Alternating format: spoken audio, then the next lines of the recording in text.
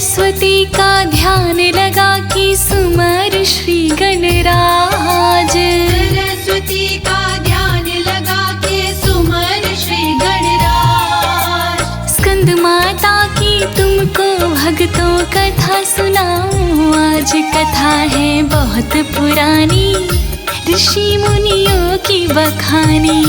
कथा है बहुत पुरानी, ऋषि मुनियों की बखानी।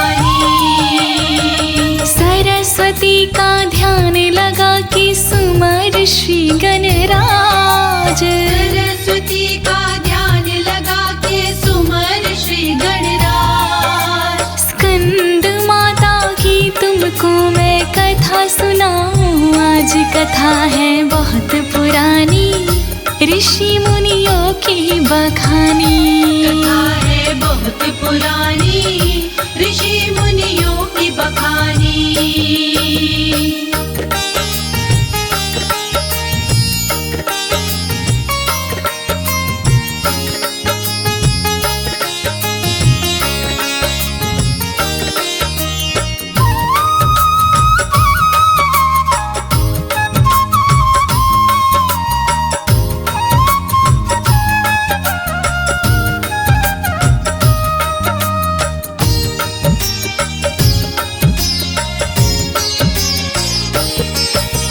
नव दुर्गा का रूप पांचवा है ये स्कंद माता। इनके पूजन से यश वैभव साधक के घर आता। नव दुर्गा का रूप पांचवा है ये स्कंद माता। इनके पूजन से यश वैभव साधक के घर आता। अपने भक्तों की महामाई सदा बचाती लाज। अपने भक्तों की महामाई सदा बचाती लाज। स्कंद माता की तुमको मैं कथा सुनाऊं। आज कथा है बहुत पुरानी, ऋषि मुनियों की बखानी। कथा है बहुत पुरानी, ऋषि मुनियों की बखानी।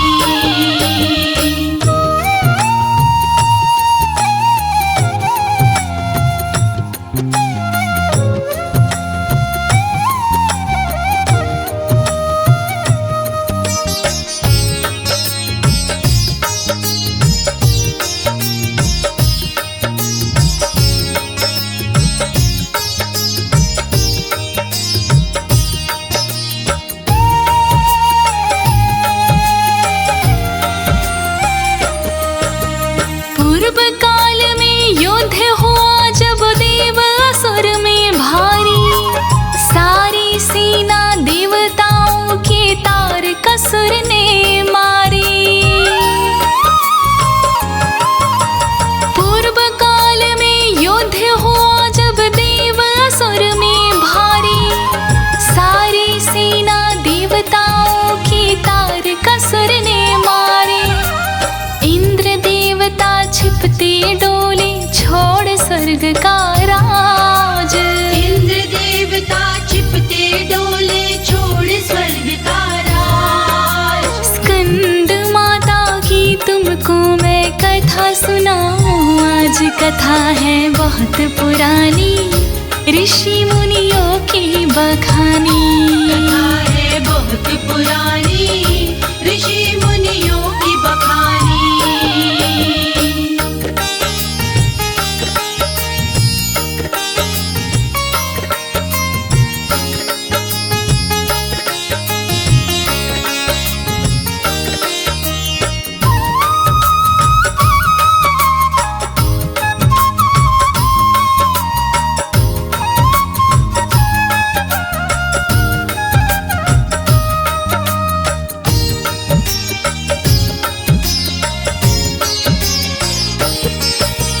जान बचाकर सभी देवता क्षीर भवन में आए। जुल्म सितमों से अन्याय के विष्णु को बतलाए। जान बचाकर सभी देवता क्षीर भवन में आए। जुल्म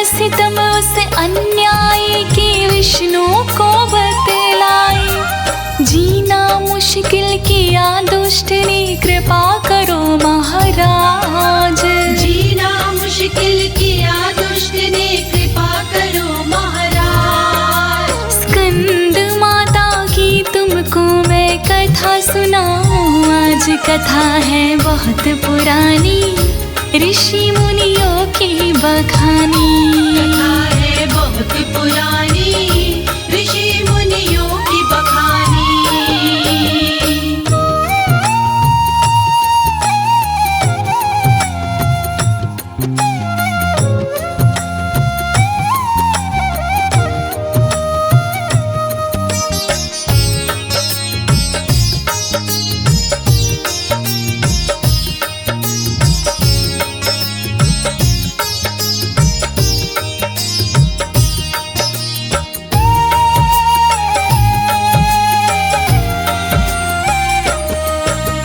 विष्णु बोले इसका वध तो शंकर पुत्र करेगा, और किसी के हाथों से हरगिज नहीं मरेगा।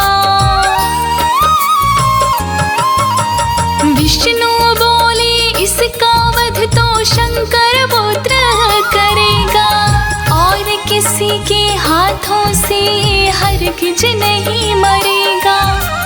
इसके वध का और नहीं दूजा कोई इलाज, इसके वध का और नहीं दूजा कोई इलाज। स्कंद माता की तुमको मैं कथा सुनाऊं आज। कथा है बहुत पुरानी, ऋषि मुनियों की बखानी। कथा है बहुत पुरानी, ऋषि मुनियों की बखानी।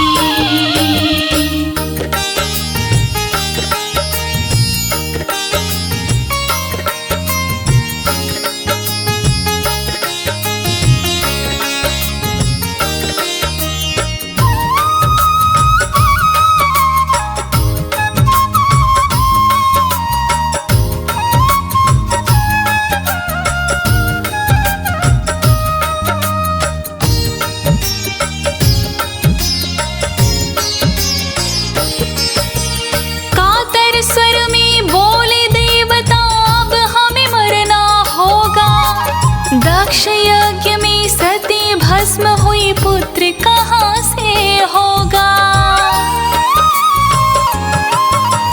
कातर स्वर में बोले देवता अब हमें मरना होगा। दक्ष यज्ञ में सती भस्म हुई, पुत्र कहाँ से होगा। कृपा करके अन्य रास्ता बतलाओ महाराज, कृपा करके अन्य रास्ता बतलाओ महाराज। स्कंद माता की तुमको मैं कथा सुनाऊं आज। कथा है बहुत पुरानी, ऋषि मुनियों की बखानी। कथा है बहुत पुरानी, ऋषि मुनियों की बखानी।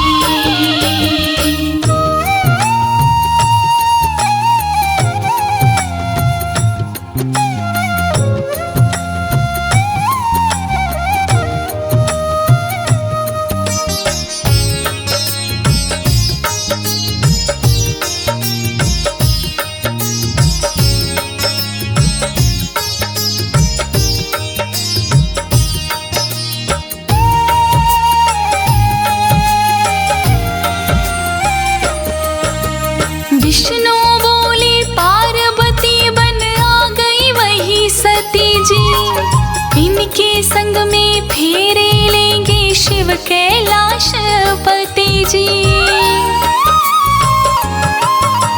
विष्णु बोले पार्वती संग आ गई वही सती जी, इनके संग में फेरे लेंगे शिव कैलाश पति जी।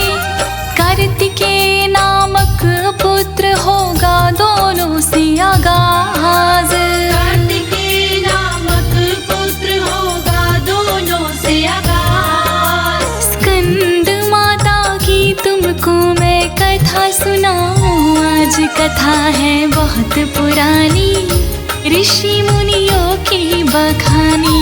कथा है बहुत पुरानी, ऋषि मुनियों की बखानी।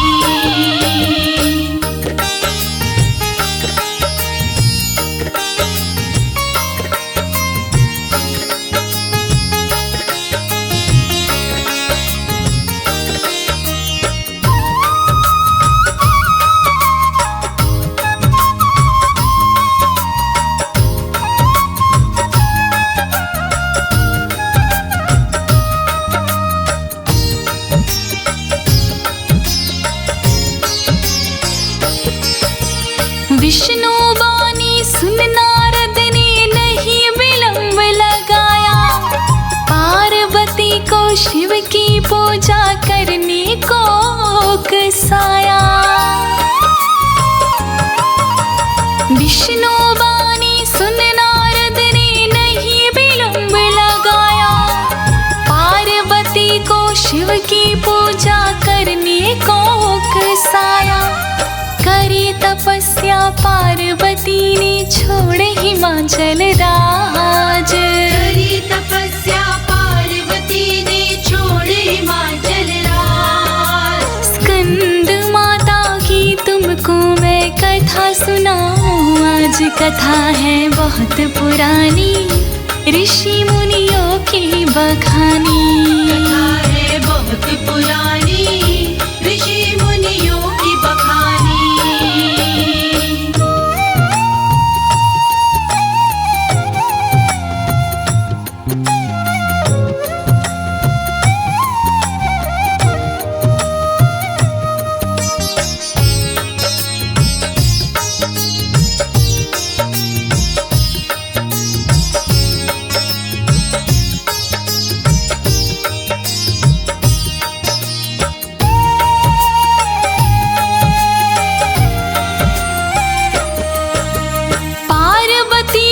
तप से खुश हो शिव ने ब्याह रचाया, शिव के द्वारा कार्तिकेय सा पुत्र रतन एक पाया। पार्वती के तप से खुश हो शिव ने ब्याह रचाया, शिव के द्वारा कार्तिकेय सा पुत्र रतन एक पाया। कार्तिकेय का जन्म देख के खुश हुआ देव समाज, कार्तिकेय का जन्म देख के खुश हुआ देव समाज। स्कंद माता की तुमको मैं कथा सुनाऊं, आज कथा है बहुत पुरानी, ऋषि मुनियों की बखानी। कथा है बहुत पुरानी, ऋषि मुनियों की बखानी।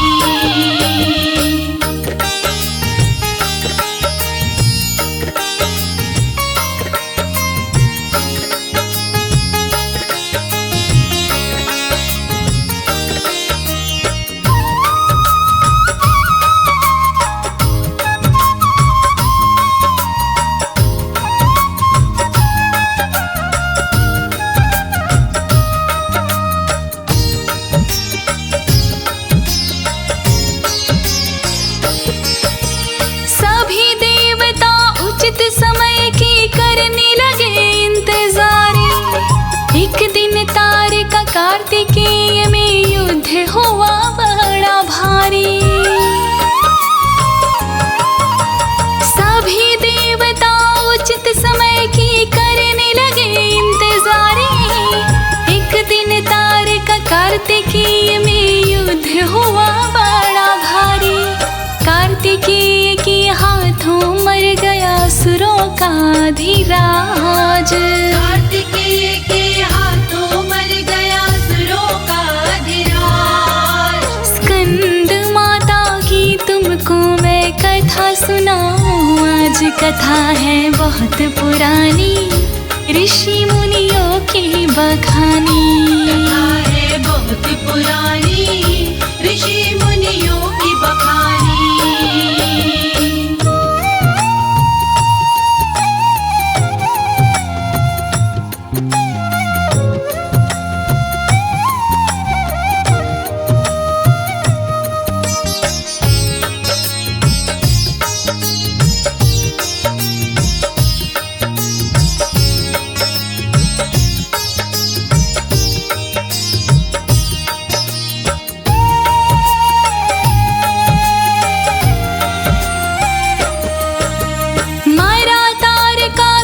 तो मन में देव सभी हर्षाए, जय माँ के जयकारे मिलके सबने लगाए। मरा तारका सुर तो मन में देव सभी हर्षाए, जय माँ के जयकारे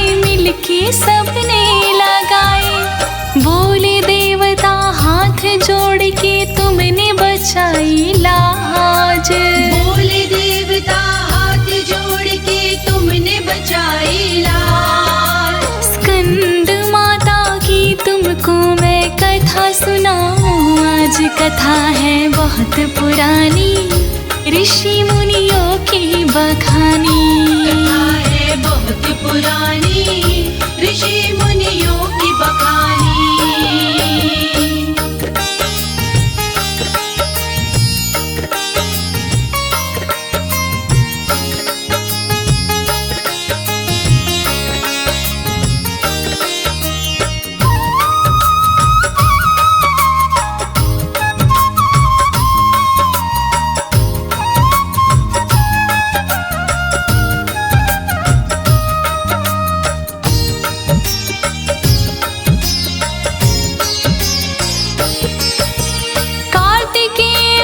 जन्म न देती अगर स्कंद माता, असुर तारकासुर का भक्तों कभी न वध हो पाता। कार्तिकेय को जन्म न देती अगर स्कंद माता, असुर तारकासुर का भक्तों कभी न वध हो पाता। इनकी बदौलत इंद्रदेव को मिला दोबारा राज, इनकी बदौलत इंद्रदेव को मिला दोबारा राज। स्कंद माता की तुमको मैं कथा सुनाऊं आज कथा है बहुत पुरानी, ऋषि मुनियों की बखानी। कथा है बहुत पुरानी, ऋषि मुनियों की बखानी।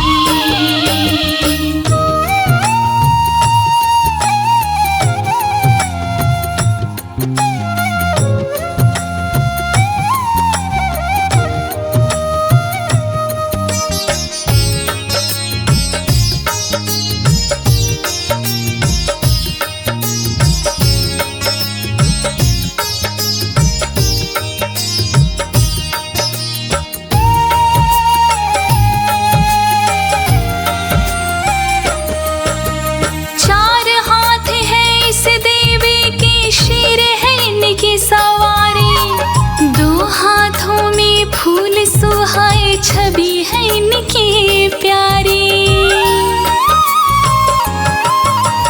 चार हाथ है इस देवी के, शेर है इनकी सवारी। दो हाथों में फूल सुहाए छवि है इनकी प्यारी। पांचवें नवरात्रि में पूजी इनको सकल समाज, पांचवें नवरात्रि में पूजे इनको सकल समाज। स्कंद माता की तुमको मैं कथा सुनाऊं आज कथा है बहुत पुरानी, ऋषि मुनियों की बखानी। कथा है बहुत पुरानी, ऋषि मुनियों की बखानी।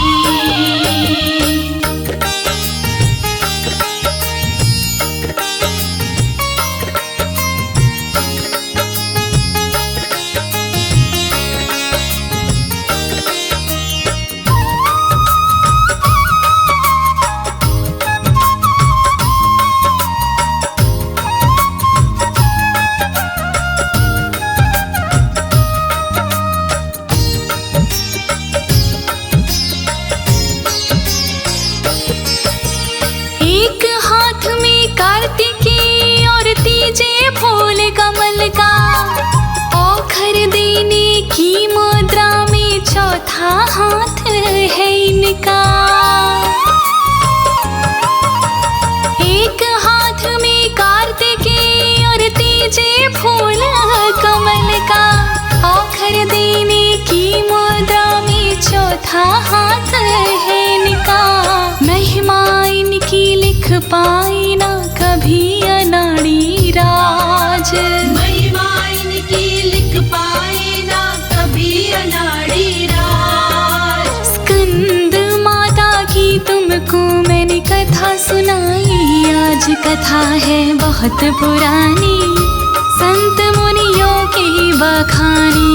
कथा है बहुत पुरानी,